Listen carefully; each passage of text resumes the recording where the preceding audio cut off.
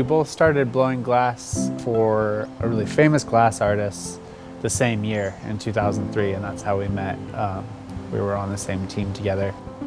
I was born here on Lopez and grew up here, and I started blowing glass in high school. And I got connected to glass through my dad. My dad was a glass blower. When I went to college in Hawaii, they had a glass blowing department there and decided that it would be a fun thing to try. That's where I got started, and then maybe my second year, they sent me to Pilchuck Glass School, and that's how I started coming to this area for my career. And that's where we met. And that's where we met, at Pilchuck Glass School. Yeah. And then we had this dream of building a studio, and when Kelly and I decided we really were going to do that, we did a Kickstarter campaign, so we were able to raise a bunch of money through that, and just people giving, donating to the cause, and believing in what we were doing here. We were really surprised and amazed and really humbled to see how much of the community was supported us, just ready to be there both for the us. Lopez community and the glass our glass community all over the world. And yeah. the collectors that have supported us in the past by buying our work also help donate to that.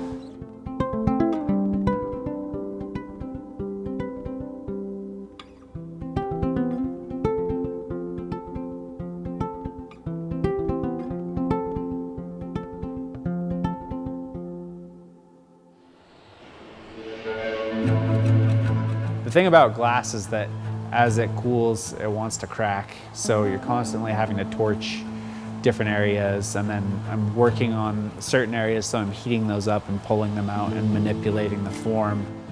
So the octopus is really hard. It's a very challenging piece. It's one of the more challenging pieces that I make because 8 legs for one, and then it's just a lot to manage all the different tentacles and the heat.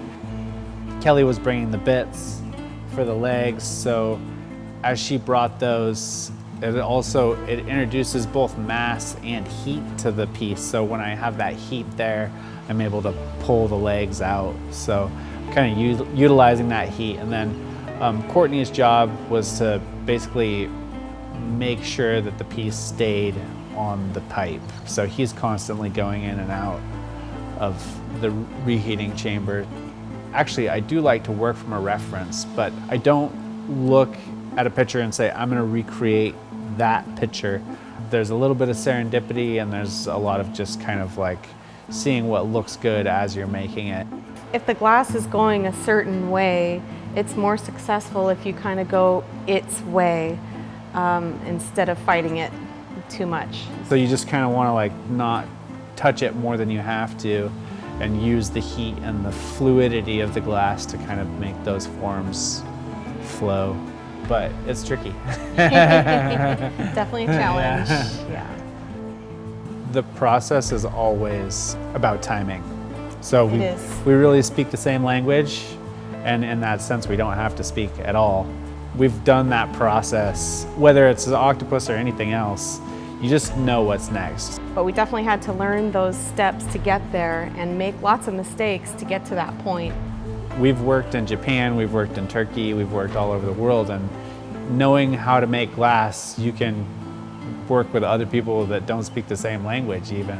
It's really neat. Yeah, it's a really cool experience because that glass community and just that kind of collective knowledge is just a great way to bridge barriers. A lot of people have made the analogy to being a musician or something like that, because it's similar. It's like, oh, we know how to do this. All right, let's jam. Like, let's, we can make something. We need a bass player today. yeah, totally. So it's really fun in that way. Every day, there's always something learned. It's a good teacher. Even though we've been working in glass for 25 years each, there's still so much to be learned in glass, and it's humbling sometimes. Yeah, you can work so hard on something for so long, and it can and you think you know something about it, and but then you learn something. We're overjoyed to be making work in our own shop. It's been a long road, and we just started, like, this last month was our first time ever working in this space, so it's been a really big deal for us to just. We be feel able to really do that. lucky that we can bring our studio to our home. Oh yeah, look at that. Color's nice. Being glassmakers, it's kind of a lifestyle. It doesn't feel like a job. It's like more in you than the 9 to 5. I feel like. We're artists, so we're always thinking of Always different ways thinking of it, so to it's make nice that it's something. here, but it's also a separate building from the house, which is also like, okay, cut it off and let's have some family time and play some board games or something. Yeah. But No, we're it's super lucky. amazing to have Yeah. it right here at our fingertips. It's Yeah. incredible.